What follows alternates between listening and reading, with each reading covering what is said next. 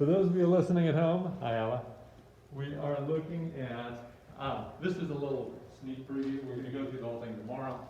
But we're looking at number 12 on the practice test. It is as such. Now, ignore the boundaries for just a second and just do a regular antiderivative. Yeah, actually, it's not going to be that hard. So pull the 2 out in front. 3 pi over 4, pi over 2. We'll explain those in a second. Cosine of x dx should look familiar. What's the antiderivative of that? Negative sine. The derivative is negative sine. Oh, sine. Regular sine, correct. So it's 2 times regular sine of x evaluated from negative 3 pi over 4 to pi over 2. Now the tricky part might be going back into your pre-calc knowledge and finding out what is the value of sine of pi over 2 for the sine of negative 3 pi over 4. Isn't sine pi over 2 1? Let's find out. On the unit circle, here's 0, here's pi over 2, pi, 3 pi over 2, and this is coterminal with 2 pi. So the first location is pi over 2. That's up there. 1. And then, correct, by the way. And then negative 3 pi over 4, if you remember, pi over 4 is 45 degrees. This is 3 of those going backwards. So negative 45, negative 90, negative 135. So you're right here. This is negative 3 pi over 4. That's a multiple of 45. Does anybody happen to remember the sine and cosine of multiples of 45? Not 1/2. It's like radical 2 over 2. Radical 2 over 2. And that's the only option, positive or negative. So up here, what's the sine value? 1. Yeah, the sine of pi over 2 is equal to 1, because that's the height on the unit circle. And then the sine of negative 3 pi over 2, or 3 pi over 4, rather. What about here? First of all, is it positive or negative? Negative, because sine is height, and it's going down. And what was the only fraction? Radical 2 over 2. So negative radical 2 over 2. Those are the numbers you're playing with. So you've got 2 times sine of pi over 2 minus, this is a fundamental theorem of calculus, sine of pi over 2 minus sine of negative 3 pi over 4. Let's see what those are. You can't just, oh yeah. So sine of pi over 2 is 1 minus negative radical 2 over 2. Minus and minus becomes plus. And there's really not much to do except distribute. So 2 plus, what happens here? Cancel. Yeah, cancel. What do you get? 2 plus radical 2. And that is your answer. Gotcha. It's just like last chapter. Yeah, kind of, sort of. Except with some trig thrown in. Yeah. Yeah. You were like 14. 14. Yes, indeed. That's a little weird. Part of the battle is figuring out, okay, is this an arc trig function, inverse trig function, or is it a... Did I ever tell you that, by the way? There's a nickname for inverse trig function. Inverse sine is sometimes called arc sine. If you've ever seen that in a book anywhere, yeah. it means the exact same thing. They're identical. The reason they did this is actually from years and years ago. Believe it or not, computers and typewriters did not always have the capacity to do what's called the superscript easily. So if you're typing this, like you would have to like physically roll the typewriter bar and do -1 and then roll it back and hope you got the right. My mom was amazing at this. She was actually a secretary for a little while. And I mean, I tried it when I was playing with her old typewriter. And as you kind of like roll the roller down and you do -1, and then you just pray that you roll it back to the exact same place, otherwise it looks like stupid. Mine always looked really stupid because like, okay, I was like, were you drunk when you typed this? No, I didn't know how to roll the roll. This was another way to write this, which didn't have to use the superscript. Yeah, that's nice. So arc sine, so inverse sine of x means the exact same thing as arc sine of x. So whenever I say arc sine or arc cosine, it's the exact same thing as inverse. So I say that sometimes, because it's actually easier to say. But anyway, let's do this. So I want to find out, is it an arc sine or cosine or whatever, or not? I'm going to put the negative on top, if you don't mind. Negative 80x cubed over 4x squared minus 5 dx. Oh, I said 4. Oops. That would have made things quite different. What do you think? We've gone through loads of different ways to take antiderivatives this year. Go all the way back to the beginning. It certainly does not look like a basic antiderivative like x squared. Because you can't just raise the power and divide by the power, it's got quotient stuff in it. What's the very first special technique we ever learned?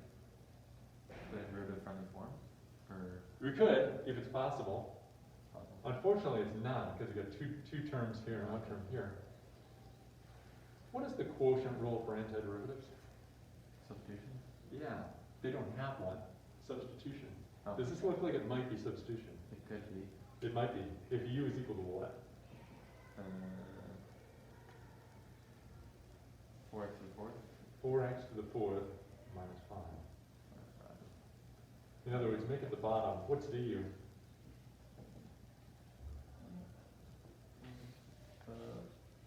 It's 16, no. Yep. 16x. 16x Third. to the third minus 0. And then that'll be dx. Is that lying around anywhere? No. 16 times 5, is that the... Ah. So a couple ways of doing, in other words, this is 5 times bigger than the du, and it's negative. So negative 5 of it is.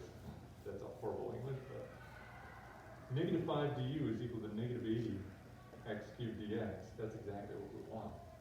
So it looks like this is a substitution problem. Let's try it.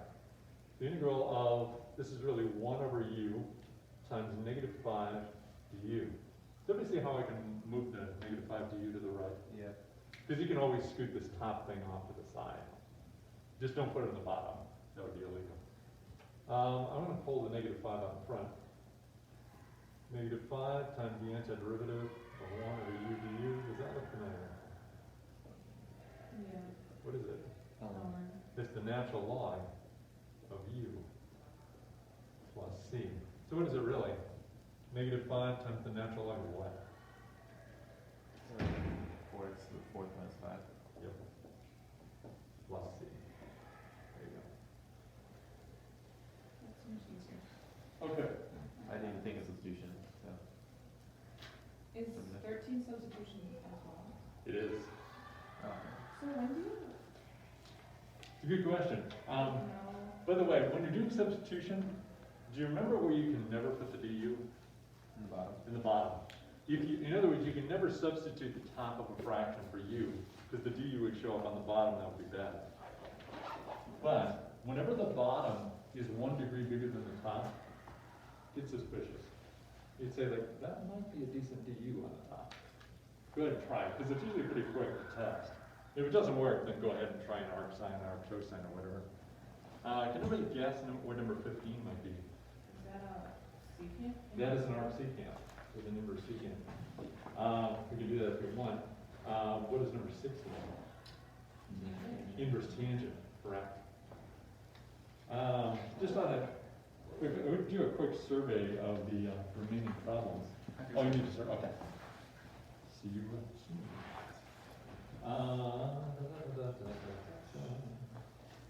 Any other ones you wanted to identify or give possibilities?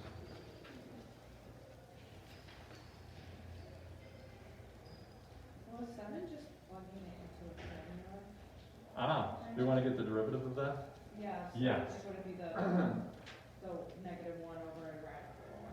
What I would do is this, if I have y equals inverse cosine of just, I'm going to do u, just to make it easy.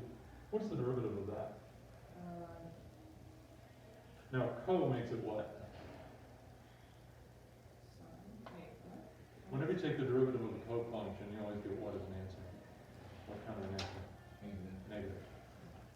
Derivative of inverse sine and derivative of inverse cosine are almost identical. The derivative of inverse cosine is just a negative version. So it's going to be negative 1 over radical 1 minus u squared du. Now, the reason I did that, just to show you the generic way to do it, what's u in the problem? So what's du? 4x to the third dx. Plug those in. Negative 1 over radical times. You can slap this on top. And it simplifies to negative 4x cubed over radical, what is this going to be? 1 minus x to the 8 dx. And the dx, if you do prime notation, you don't have to write the dx. I'll do dy just a minute. And that's it. So taking the derivative of those things is actually quite a bit faster than taking the antiderivative. It's the antiderivative where you have to worry about, is there a x over a or whatever? Is there a number on top? The derivative will take care of it for you. It'll just be the du that shows up. Any other excluded is whatever. And we can save some for tomorrow, of course. And we're still here.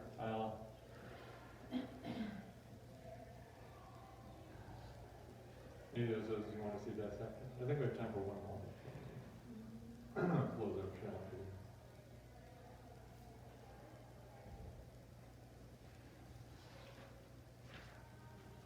Or you can just spend the rest of the hour pounding away at any of the problems you have left. Okay, go for it. If you get stuck, let me know. I will deactivate the video. See you later, Allah. God bless your healing.